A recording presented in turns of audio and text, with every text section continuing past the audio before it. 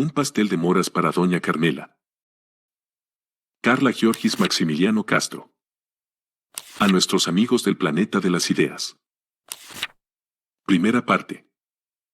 El fruto cae cuando está maduro. 1. En su consultorio del Instituto Clínico, Sergio Ramos escuchaba los pormenores de la crisis matrimonial de su paciente. Era un hombre que siempre le cayó bien y al que le gustaba recibir, pero en esta sesión lo encontraba irritante y desagradable. Una intolerancia iba creciendo en su interior a medida que lo oía hablar de la esposa. Ella le estuvo reclamando por años que trabajara menos y que aprendieran a compartir momentos de calidad, y ahora le había dado un ultimátum. El paciente se quejaba enérgicamente. Repetía que el estilo de vida lujoso que llevaban era posible gracias a que él trabajaba tanto. Vos me conocés mejor que nadie, insistió, y sabés que no soy una mala persona. No salgo de noche, no tengo vicios, y todo lo que mi esposa quiere, lo tiene gracias a mi esfuerzo. Es injusto que me haga estos planteos. Estoy harto, me cansé de sus reproches. Así que, le dije que decida lo que quiera. Me ofende que subestime mi, no, idiota, se oyó de pronto. ¿No ves que la estás perdiendo? Sergio había dado un puñetazo en el escritorio al gritar, y un Buda de yeso cayó y se partió en el piso. ¿Cómo me llamaste?, dijo el paciente, indignado y perplejo. Sergio no contestó. Estaba asombrado de su propia reacción y quedó con la mirada perdida. Esto es inaceptable, dijo el paciente. ¿El doctor Strasshausen está en su oficina? Tampoco ahora hubo respuesta, y el paciente se puso de pie, tomó su maletín y salió del consultorio con un portazo. Cuando Sergio quedó solo, una intensa angustia se abrió paso y afloró en un llanto desconsolado. Las imágenes de su propia crisis matrimonial, el recuerdo de las discusiones y los reproches, la tremenda confusión y el desconcierto de su vida actual, todo se agolpaba y se revolvía en su corazón. Quería gritar, rasgarse la ropa, romper los muebles del consultorio, pero no pudo más que taparse la cara y se entregó a su dolor. Lloró con espasmos, como un niño. Además del Buda, lo descubrió pronto, al dar el puñetazo en el escritorio también se había quebrado un dedo. El meñique. Dolía mucho, y se envolvió la mano con un pañuelo. Esta escena encontró el doctor Strasshausen cuando vino a verlo. Desde la puerta entreabierta, observando los pedazos de yeso en el piso, el llanto de su colega, la mano herida, sacudió la cabeza con determinación. «Sabes que te quiero como a un hijo», explicó, «pero esto es demasiado. Esta vez no es una recomendación. Necesitas tomarte un descanso. Pasá por administración mañana temprano, así formalizamos la licencia». Sonrió compasivamente y se marchó. 2. La secretaria se llevó una mano al corazón cuando lo vio salir del vestíbulo, caminando abatido hacia el estacionamiento. Iba con la mirada baja. Los hombros caían hacia adelante, la camisa tenía arrugas y el portafolios colgaba descuidado en la mano sana. Condujo en silencio hasta un hospital. Allí, 2 médicas jóvenes lo examinaron, le alinearon el dedo meñique y se lo entablillaron, pero él apenas sí se dio cuenta. En una farmacia de paso compró lo que le habían indicado. Llegó a su vivienda, cerró las persianas y se acostó. Tapado hasta los ojos con la sábana, ignoró una llamada de su agente inmobiliario, después otra, luego una más. Y al fin resolvió apagar el teléfono, aunque algún paciente pudiera necesitarlo. Nunca antes había tomado esa decisión. Tuvo 1 o 2 horas de un descanso pesado y confuso. Despertó en plena tarde. Encendió el teléfono y leyó un mensaje de su corredor: «Necesito ubicarte pronto. Hay un comprador para la casa de Valle Florido». Otro nudo le apretó el corazón. No sabía por qué, pero la noticia le pareció inquietante. Se incorporó en la cama con una mezcla de irritación y alarma repentinas y escribió una respuesta que ninguno de los dos esperaba. «La casa de mis padres no se vende». 3. Casi de inmediato, se vistió y salió a dar un paseo. Necesitaba despejarse y reflexionar. Recorrió las arboledas del Parque Ananda, entre niños y deportistas que iban y venían por los distintos senderos. Más allá del pequeño lago y de la colonia de patos, tomó asiento en un banco de madera, bajo un roble. La idea de una licencia lo preocupaba. No se había estado sintiendo bien desde hacía mucho tiempo, y la perspectiva de quedar a solas con sus emociones y pensamientos durante semanas enteras, encerrado en la casa o deambulando por plazas y cafés, era temible desde el punto de vista personal y profesional. Su analista de años fue Daniel Strasshausen, pero este dejó el consultorio cuando lo nombraron director del Instituto Clínico y a partir de entonces se hicieron amigos. Sergio creía no estar listo aún para iniciar una relación terapéutica con alguien más. Sin embargo, evidentemente, lo necesitaba, ya que tampoco estaba listo para gestionar sin ayuda la serie de noticias trágicas y cambios que le cayeron encima el último año y medio. Para empezar, hacía 19 meses se había quedado sin analista, aunque ganó un amigo, y 3 meses más tarde su padre falleció de una pancreatitis. La madre, sola y triste en su hogar de siempre, murió 7 meses después, de un ataque al corazón. La tristeza que experimentó Sergio por esos duelos agravó la crisis de su matrimonio, que ya tenía varios años de decadencia, y su esposa lo dejó y volvió a su departamento de soltera hacía tan solo 4 semanas. Y para culminar, había insultado a un paciente y en ese arrebato de violencia se lesionó la mano. No, definitivamente la idea de una licencia no sonaba bien. Llamó a Daniel con urgencia cuando llegó a esa conclusión. Claro, es muy cierto, dijo el doctor Strasshausen al escucharlo. Pero eso no es lo que tenía en mente cuando te hablé de una licencia de trabajo. Te propongo algo mejor, que tomes unas verdaderas vacaciones, un auténtico descanso y restablecimiento físico, emocional, mental y espiritual. Todos necesitamos una renovación de ese tipo en determinados momentos. ¿Por qué no elegís un bonito lugar donde broncearte, hacer nuevas amistades, explorar la naturaleza, comer pizza, procesar con calma tu pasado y reflexionar profundamente sobre esta nueva etapa? ¿Estás hablando de Valle Florido?, contestó Sergio, sin pensarlo. No me refiero a ningún lugar en particular. ¿Te gustaría visitar la casa de tus padres en Valle Florido? No sé. No lo pensé todavía, pero esa posibilidad estuvo dando vueltas hoy en mis sentimientos. Sería bueno que lo meditaras. A lo mejor, ya estás listo para reabrir ese capítulo y elaborar un nuevo significado para todo lo que pasó. 4. Caminó bastante esa tarde por el Parque Ananda y más allá, cruzando el jardín botánico hasta las lomas del campus universitario. Cuando anochecía se encaminó a la costanera. Eligió un puesto de tacos y cenó en una encantadora mesita decorada con luces aéreas junto al río. Las palabras de Daniel resonaban en su interior. ¿Por qué no elegís un bonito lugar donde broncearte, hacer nuevas amistades, explorar la naturaleza, comer pizza, procesar con calma tu pasado y reflexionar profundamente sobre esta nueva etapa? Le atraía ese plan. Recordó con esperanza muchos veranos así, aventurándose con amigos en playas secretas, cantando alrededor de fogatas, alcanzando la cumbre de los cerros, cabalgando y nadando hasta agotar todas sus fuerzas. En otras palabras, celebrando la vida y siendo muy, muy feliz. ¿Una alegría semejante estaría disponible todavía para él? Le costaba imaginarlo. Temprano a la mañana siguiente visitó la clínica, habló con la jefa de recursos humanos y firmó la solicitud para una licencia laboral de 3 meses. A continuación, pasó por la oficina de Daniel Strasshausen, quien aprobó la solicitud y le preguntó cómo se sentía. Mejor, contestó Sergio. Me hizo bien escucharte ayer. Creo que me inclino por instalarme 1 o 2 semanas en Valle Florido. Suena muy bien, de verdad. A lo mejor te visito un fin de semana, ¿qué te parece?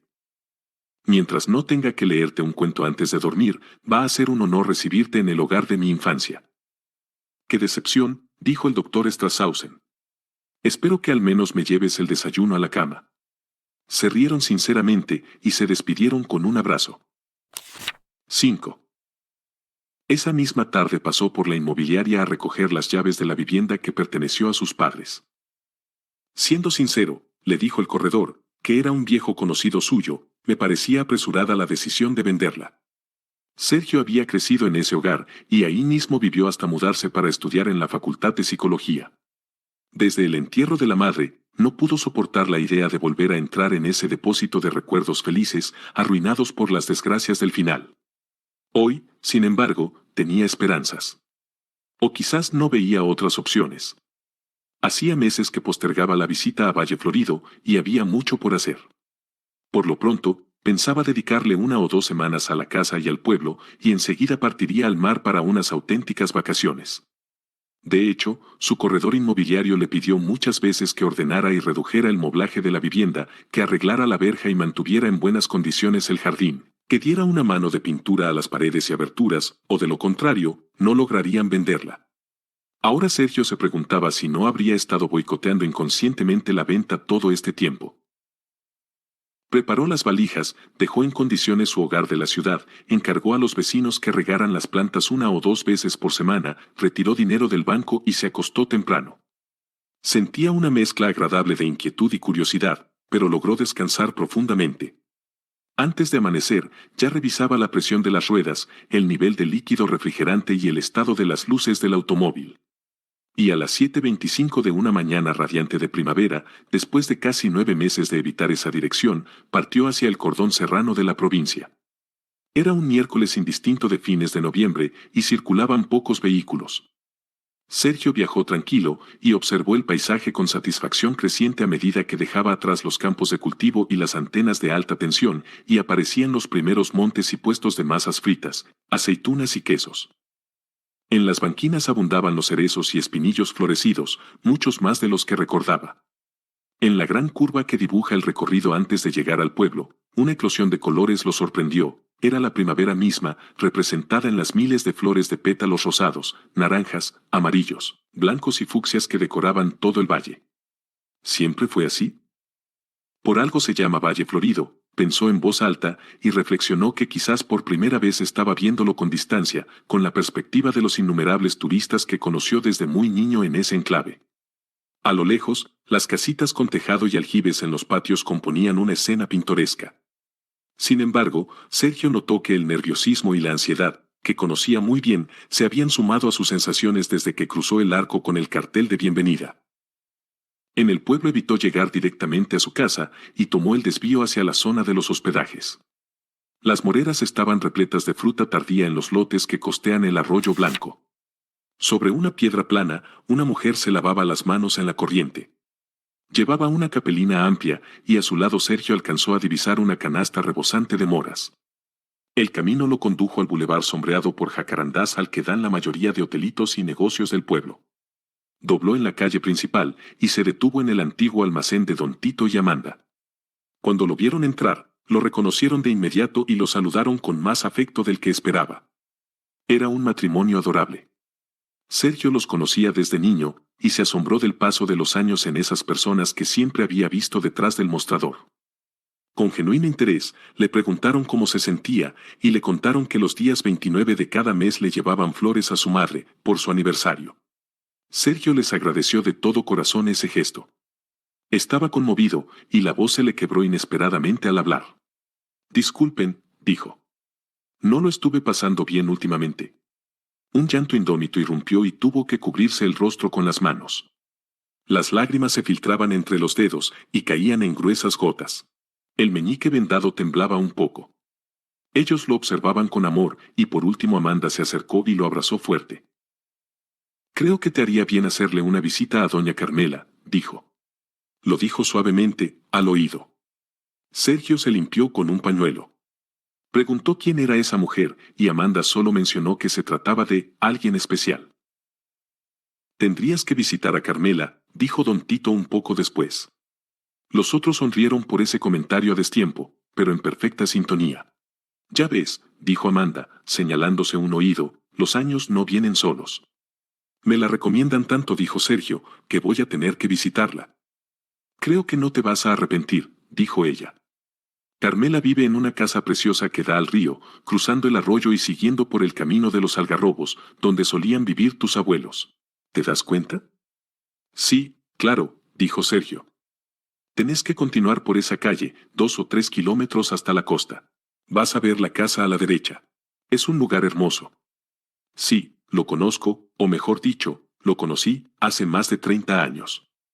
Fui a nadar muchas veces a las ollas encajonadas que están más allá, al pie del Cerro Corazón. Hay un detalle, dijo don Tito. Carmela no te va a dirigir la palabra a menos que le lleves una de estas. Explicó sonriendo, y le alcanzó una tarta de moras muy atractiva, cubierta con un celofán transparente. Las hace Julieta, comentó Amanda, divertida con la ocurrencia del marido. Julieta, dijo Sergio. No la veo desde hace años. ¿Cómo está? Muchísimo mejor. De hecho, está perfectamente. Ya pasaron 7 años del accidente de Marcos. Ella sufrió mucho al principio, de eso no te quepan dudas. Tuvo etapas muy difíciles. Pero todo eso ya pasó. Ahora es una persona nueva. Estamos muy felices por ella. Volvió hace poco de su viaje por Europa, dijo Tito, estaba en Francia cuando falleció tu querida madre. Sí, me acuerdo. A su debido tiempo, agregó con un guiño, ella también le llevó una tarta de moras a Carmela. Es el secreto de su recuperación. Bueno, dijo Sergio, me han convencido. Mañana mismo me presento en la casa de esta misteriosa señora. A continuación eligió alimentos y algunos enseres de las góndolas y se dispuso a pagar. La tarta de moras es un regalo de bienvenida, dijeron a dúo. Sergio se llevó una mano al corazón. Después lo abrazaron, lo besaron y lo acompañaron hasta la vereda. Había sido un encuentro inspirador y, por fin, se despidió de ambos. En el auto dio un suspiro. Ahora solo restaba la proeza de llegar al hogar de la familia que una vez tuvo y reabrir las puertas de su pasado. 6. Encontró la casa en mejores condiciones de las que esperaba. Era una vivienda sencilla, típica en la región, de una sola planta y con verja de madera, y en la fachada 2 ventanitas y una puerta angosta. En el jardín de adelante, donde Sergio temía encontrar un pastizal, habían crecido flores silvestres y tréboles, y el perfume del jazmín de leche de una pared lateral lo hizo aspirar profundo. En la madera de la puerta, reconoció unas marquitas de su niñez. Fue interesante explorar las habitaciones, las fotografías y los objetos en los cajones y repisas. Para el todo tenía una emotiva historia. En la parte de atrás, el patio necesitaba un corte de césped y el estanque circular que su padre levantó con piedras del río hacía unos 50 años, aprovechando una vertiente natural de agua que cruza el terreno, estaba verde y plagado de sapos. El interior de la casa le pareció bastante ordenado. Se conmovió al notar que, con toda claridad, había sido el hogar de un matrimonio de ancianos. Lo hacían evidente el par de lentes olvidado en la mesita del teléfono, la decoración de otra época, un ovillo de lana con agujas de tejer en un canasto, cajas de remedios por aquí o allá, algunos tapizados raídos y un bastón apoyado en el sillón de la ventana. Había sido el hogar de sus padres. Y en contra de lo previsto, lo sentía encantador. Entró por último a su habitación de juventud, separada del cuarto matrimonial por el baño. Estaba intacta, tal como la recordaba. Raquel y Osvaldo preservaron por décadas el mundo propio que dejó Sergio cuando se marchó a la universidad. Ahí estaban sus pósters y libros, sus revistas de pesca, su vieja pelota de fútbol y la guitarra apoyada en el soporte. Y en su actual situación de convaleciente, de candidato al renacimiento, a la segunda oportunidad, el recaudo de sus padres le pareció acertado y poético. Tenía crecientes esperanzas de que, en efecto, su estancia en el pueblo en el que creció, ese ambiente familiar y ameno, tranquilo y a la vez estimulante, lo ayudaría a reconfigurar su vida y a iniciar una nueva y mejor etapa. 7. Almorzó a la sombra del gran sauce del patio, sobre el mesón de madera en el que compartió el mate con sus padres muchísimas veces mientras vivían.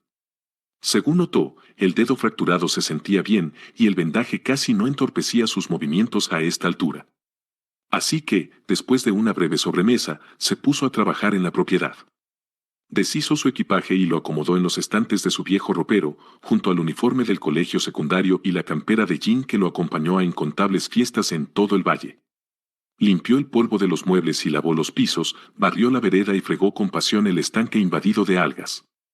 El calor de la tarde había ido en aumento a medida que progresaba su labor, por lo que se mojó varias veces con el agua fresca de la vertiente. A esta altura de su vivencia, la sensación de estar de súbito en unas prematuras vacaciones lo hacía vibrar de entusiasmo. Era una impresión exquisita, traída de la niñez.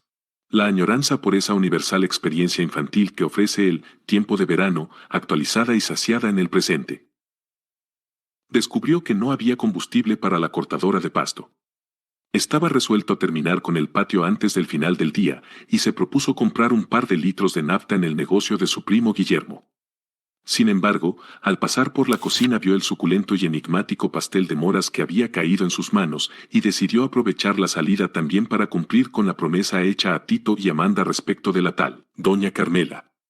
Así que se duchó, se perfumó y se puso una camisa rústica y bermudas, y a continuación tomó el camino de los grandes algarrobos hacia el río Pintado. Otra vez se asombró por la belleza y abundancia de las flores. No recordaba esa exuberancia multicolor.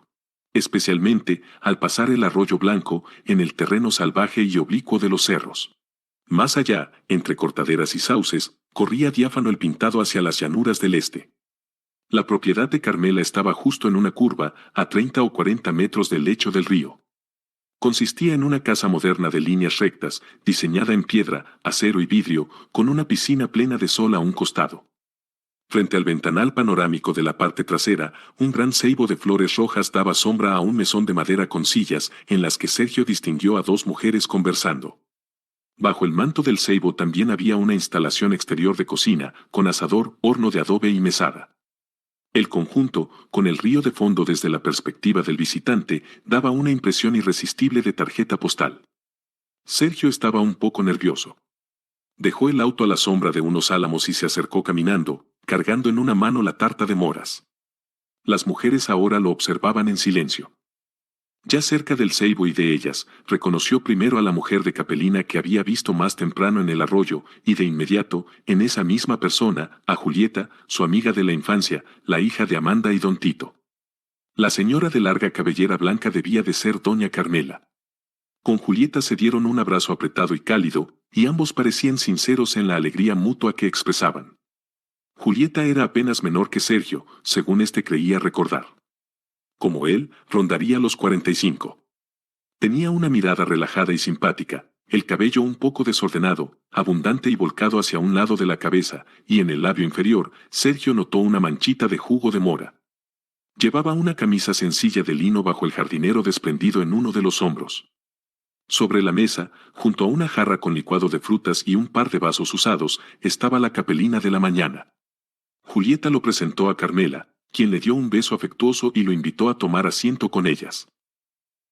«Cociné esto con mis propias manos para usted», dijo Sergio, y le ofreció la tarta de moras con una reverencia. «Mentiroso», protestó Julieta, riendo. Carmela sonreía sin dejar de observarlos atentamente. Era una hermosa y digna mujer de unos 70 o 75 años. Sergio la percibió tranquila, sensible, grácil y sofisticada. Era, sin dudas, alguien interesante de conocer.